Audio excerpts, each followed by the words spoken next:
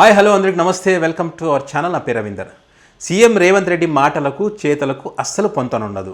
2018లో BRS party అధికారంలోకి వచ్చిన తర్వాత కాంగ్రెస్ పార్టీ ఎమ్మెల్యేలను బీఆర్ఎస్ పార్టీలో చేర్చుకున్నారు. సో ఆ రకంగా ఆ ఎమ్మెల్యేలను పార్టీలో చేర్చుకోవడం తప్పని రేవంత్ రెడ్డి గట్టిగానే ఫైర్ అయ్యారు. ఒకవేళ పార్టీలో చేరాలనుకుంటే గనక ఆ పార్టీకి రాజీనామా చేసి అప్పుడు ఎవరైతే ఏ పార్టీలో అయితే చేరాలనుకుంటో ఆ పార్టీ గుర్తు మీద గెలిస్తే అప్పుడు ప్రజా మద్దతు ఉన్నట్టు అది కరెక్ట్ అవుతుందని చెప్పి రేవంత్ రెడ్డి గారు చెప్పడం జరిగింది. ఇదే కాకుండా ఆ రకంగా పార్టీ మారినటువంటి వ్యక్తులను అంటే రాజీనామా చేయకుండా ఆ రకంగా వేరే పార్టీ నుంచి గెలిచి వేరే పార్టీలో చేరినటువంటి వ్యక్తులను రాళ్లతో తరిమి కొట్టండి అని చెప్పారు. అదేవిధంగా నియోజకవర్గాలకు వచ్చినప్పుడు ఆ ఇండ్ల ముందు చావుడప్పు మోగించడాన్ని కూడా గతంలో ఒక కార్యక్రమాన్ని కూడా రేవంత్ రెడ్డి చేశారు. సో రేవంత్ రెడ్డి చెప్పిన విషయాలకు సంబంధించి అంటే ప్రజాస్వామ్య విలువలను కాపాడాలి, ప్రజా తీర్పును కాపాడాలని ఏదైతే చెప్పారో దాన్ని ప్రజలు గట్టిగా నమ్మారు.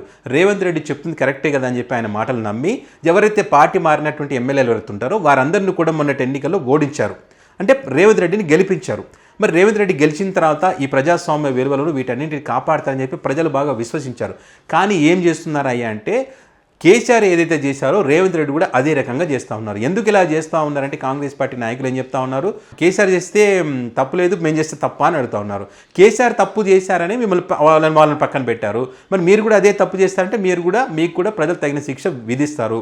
సో మీ ప్రజాస్వామ్య విలువలు మీరు కాపాడాలని చెప్పి డైలాగులు ఏవైతే దంచినారో అది మాటలుగానే మిగిలిపోకుండా నిజంగానే మీరు ప్రజాస్వామ్య విలువలు కాపాడాలని అనుకుంటే కనుక మీ పార్టీలో బీఆర్ఎస్ పార్టీ నుంచి చేరుతున్నటువంటి ఎమ్మెల్యేలను అక్కడ రాజీనామా చేయించి ఇక్కడ ఎన్నికల్లో మీ పార్టీ గుర్తు నుంచి పోటీ చేయించి గెలిచి మీ పార్టీలోకి వస్తే అది ప్రజల మద్దతు ఉన్నట్టు మీరు చేస్తుంది కరెక్ట్ అనుకోవడానికి అవకాశం ఉంటుంది. మరి ఆ రకంగా చేస్తారంటే చేసే పరిస్థితులు ఏమాత్రం లేవు, చెయ్యరు కూడా. ఈ బీఆర్ఎస్ పార్టీలో ఉన్నటువంటి ఎమ్మెల్యేలు అంటే గతంలో టీడీపీ పార్టీలో ఉన్న వాళ్ళు ఎక్కువ మంది బీఆర్ఎస్ పార్టీలో ఉన్నారు. అలాంటి తనకు పరిచయం ఉన్నటువంటి ఎమ్మెల్యేలను కాంగ్రెస్ పార్టీలోకి తెచ్చుకోవడం ద్వారా తన బలం పెంచుకోవడం ద్వారా ఆ బీఆర్ఎస్ పార్టీని బలహీనపరచవచ్చు, తను బలపడవచ్చు అనేటువంటి ఒక ఆలోచనే ఉంది తప్ప ప్రజాస్వామ్య విలువలు కాపాడాలనేటువంటి ఆలోచన ఏమాత్రం లేదు. ఆ నియోజకవర్గాల్లో కాంగ్రెస్ పార్టీ కోసం కష్టపడేటువంటి వారి అభిప్రాయాలతో కూడా ఈయనకు సంబంధం లేదు అనేటువంటి విషయం చాలా క్లియర్గా అర్థమవుతుంది. సో ఇప్పుడు ప్రజలు అదే ఈ రకంగా వాళ్ళ చేత రాజీనామా చేయించి నీ పార్టీ గుర్తుపై గెలిపించుకొని పార్టీలు చేర్చుకుంటే నో ప్రాబ్లం. కానీ ఆ రకంగా చేయకపోతే మరి ఎవరింటి ముందు ఈ పార్టీ మారినటువంటి ఎమ్మెల్యేల ఇంటి ముందు చావుడప్పు మోగించడం కాదు, రేవంత్ రెడ్డి ఇంటి ముందే చావుడప్పు మోగించాల్సినటువంటి అవసరం ఉందని చెప్పి కూడా ఈ రకంగా మరి రాష్ట్ర ప్రజలు భావిస్తున్నటువంటి పరిస్థితులు ఉన్నాయి. ఎందుకంటే రాష్ట్రంలో అనేక సమస్యలు ఉన్నాయి, వాటి పరిష్కారం చేయాల్సినటువంటి అవసరం ఉంది. అవన్నీ పక్కన పెట్టి రాజకీయమే పరమావధిగా తన సీటుని కాపాడుకోవడమే లక్ష్యంగా రేవంత్ రెడ్డి పనిచేస్తున్నారనేటువంటి అభిప్రాయాలు ఎక్కువగా ఉన్నాయి. సో అంటే అధికారంలోకి రాకముందు ఎవరైనా ఏదైనా ప్రజాస్వామ్య విలువలు నీతి సూత్రాలు ఎవరైనా వల్లిస్తారు, అధికారంలోకి వచ్చిన తర్వాత అవి పాటించారని చెప్పి రేవంత్ రెడ్డి మరొకసారి ప్రూవ్ చేశారు.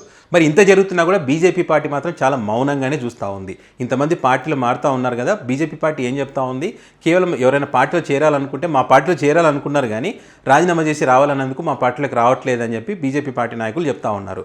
సో బీజేపీ పార్టీ కూడా ప్రభుత్వాన్ని ఏర్పాటు చేస్తుందని చెప్పి పెద్ద ఎత్తున ప్రచారం కూడా జరిగింది. బీజేపీ ప్రభుత్వం రాబోతుందని కూడా వాళ్ళకి సంబంధించినటువంటి వ్యక్తులు కూడా చెప్తా ఉన్నారు. సో దీంట్లో అనేక అనుమానాలు కూడా తలెత్తుతున్నటువంటి పరిస్థితి ఉంది. ఇప్పుడు ఎన్డీఏ కూటమిలో భాగంగా ఉన్నటువంటి చంద్రబాబు నాయుడు మరి మొన్న రేవంత్ రెడ్డిని కలిసినటువంటి క్రమంలో రాష్ట్ర విభజన అంశాలని చెప్పినటువంటి క్రమంలో మరి ఇన్సైడ్ మాత్రం రాజకీయాల్లో మాట్లాడాలనేటువంటి ఒక చర్చ కూడా ప్రస్తుతం జరుగుతూ ఉంది. సో అటుపక్క మరి రేవంత్ రెడ్డి కూడా మరి బీఆర్ఎస్ పార్టీని బలహీనపరిచి వారి పార్టీలో చేర్చుకోవడం ద్వారా రేపటి రోజు ఏదైనా సీఎం రేవంత్ రెడ్డి చంద్రబాబు నాయుడు మాటలు విని మరి తెలంగాణ రాష్ట్రాన్ని తమ చేతిలోకి తెచ్చుకోవాలని ఏమైనా ఆలోచన చేస్తూ ఉన్నారా ఈ బీజేపీ సహాయంతో అనేటువంటి ఒక చర్చ కూడా ప్రస్తుతం జరుగుతూ ఉంది. సో రానున్న రోజుల్లో మాత్రం తెలంగాణ రాజకీయాలు అయితే ఆసక్తిగా మారేటువంటి అవకాశాలు అయితే క్లియర్గా కనిపిస్తూ ఉన్నాయి. రేవంత్ రెడ్డి మాత్రం ఎన్నికలకు ముందు ఇచ్చినటువంటి మాట ఒక్కటి కూడా నిలబెట్టుకునేటువంటి ప్రయత్నం చేయలేదు. ఖచ్చితంగా ప్రజలు బుద్ధి చెప్తారని చెప్పి నిరుద్యోగులు కానీ సామాన్య ప్రజలు కానీ చెప్తున్నటువంటి పరిస్థితి.